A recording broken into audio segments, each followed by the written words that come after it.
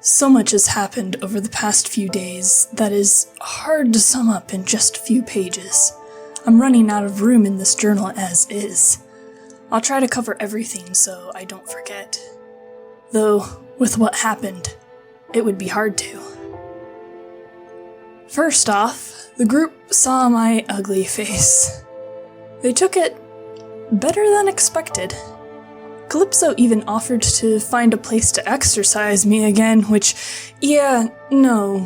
once was enough. I think I might have scared Danielle and Calypso, though. They both looked a little shocked, and if Calypso's response was anything to go by, yeah. But then again, they were probably more shocked about what happened to Wendy and Koyu on this trip, if anything. I just look awful. They've got some serious stuff going on. I'm getting ahead of myself. We were doing this quest for a wizard named Rainmane when we came upon a house on the road. I saw that there were some people standing inside and something felt off about it. I should have just left it alone. Still, I quacked to let the rest of the party know. Oh yeah, I was a bunch of ducks, by the way. And we went investigating inside. It was horrible. Someone had propped up this dead family against the window and had carved runes into their backs. Judging by their little statue of Hohen in the room, they must have worshipped her, which freaked me out just a little. But even more than that, there were these runes on the ground that I could read, but no one else could. I think that's what scared me the most. That, and they had some terrible runes carved into their backs that Danielle said were necrotic in some way. I know how someone carving things into your skin feels. The whole place just brought back bad and strange memories. I ran out, and then Koyu ran out, and it was a big mess from there. Koyu changed again? But instead of his hair and eyes just changing color, he turned into someone else, kinda. They called themselves Leary. Leary? I don't know how to spell it, but something like that. It was like Koyu was completely gone, though. And what was left was this other person. Well, I guess they were okay. Polite, I suppose. But still not Koyu. I don't trust this Leary. Honestly, it seems more like a demon possession, at least from how I understood it when you get the idea. And from what Leary told us, it seems like Koyu has a lot of people inside him. One named Claus or Klaus? Or is it spelt with a K? Apparently he's bad, though. I'd love to ask Koyu what this is all about. However, there's a pact that he has to keep with someone that prevents him from knowing anything about what's going on with Leary. But he can get triggered from the same language that I know how to read, which is maddening. I accidentally set him off again that night as I told them what the words in the house said. Luckily, he managed to go back to brown hair Koyu, but I don't know how to feel about it. Koyu's a friend, and I don't want to hurt him. I want to help him with whatever weird personality switching thing he's going through. Why do I know this language that can hurt him? I've learned many things about myself before, like being able to turn into many insects at once, learning what it feels like to be connected to nature in a more magical sort of way. But this language, whatever it is, seems evil. I've seen evil before, and had to get a grip that I wasn't the one who was making those evil decisions at the time. But knowing that this language is something that must have been from my past that I've forgotten, and seeing the evil that it's been used for? I mean, I couldn't have been evil, right? I was 14, for goodness sake, still a kid. I couldn't have been evil, right? I'm thinking too much on it. I'll start spiraling again if I'm not careful. I wish I could ask Koyu what's going on with him. I want to help. But if he doesn't know what's going on, I'm not gonna be much of a help. For now, I'll just watch him. Be a guard dog or whatever, because I know how to do that. Besides, he doesn't need questions that can't be answered right now. He just lost his friend Jaxie to another quest. I don't know a lot about it, but still, that sucks. I tried to help a little bit. Took him out running into the woods, kicking stuff, chopping wood, and yelling. Hope that helped. I got sidetracked back to a few days ago. One really weird thing that happened when everyone saw my face was that I did not scare Wendy.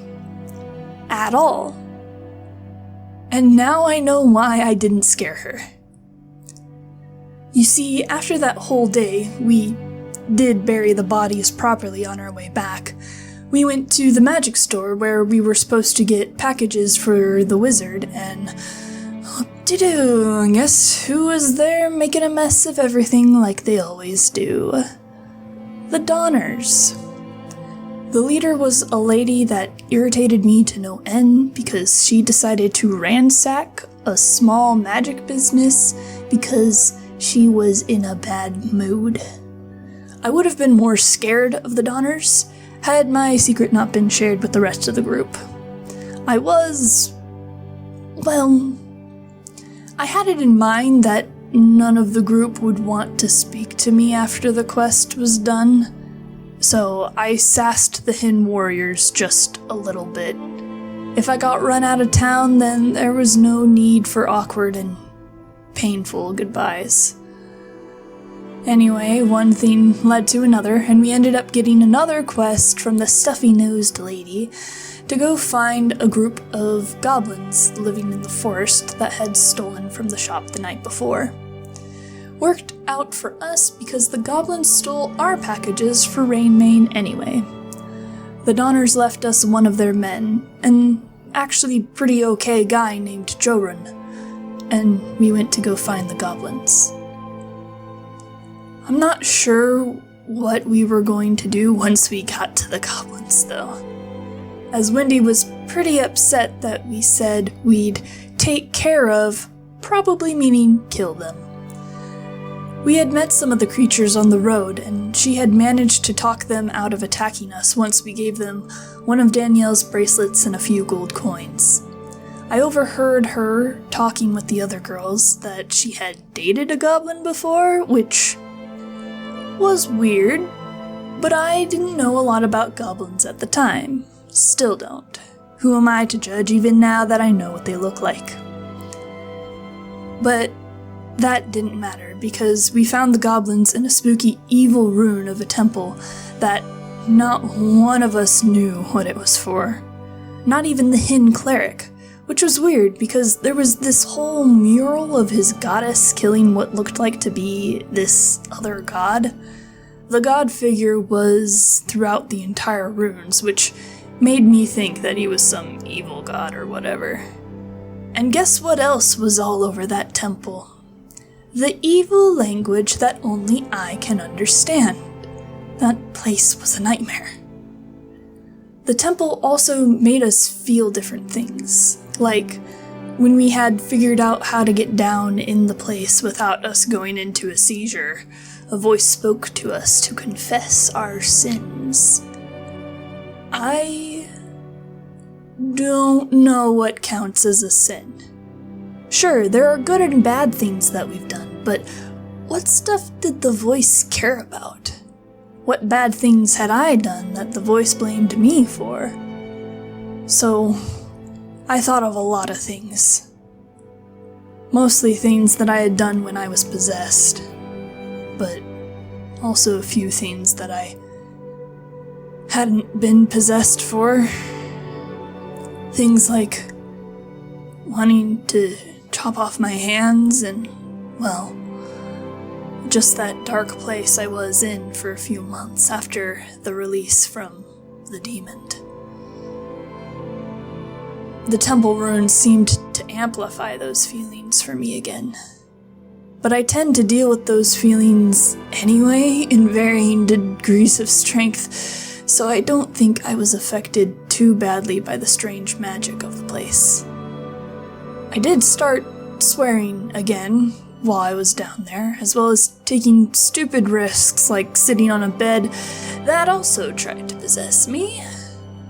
I wasn't really trying to keep myself safe or good like I had been before entering the ruins. It really helped that my friends were coming with me. Otherwise, I might have just sat on the floor and let the darkness take me again. I couldn't do that. I needed to help them. Which got really difficult when Wendy revealed her big secret that she had been keeping from the party.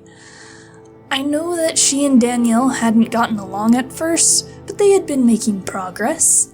They did try to trick me into saying which of the girls I thought was the prettiest on the way to town, and I don't know, they bonded, I guess.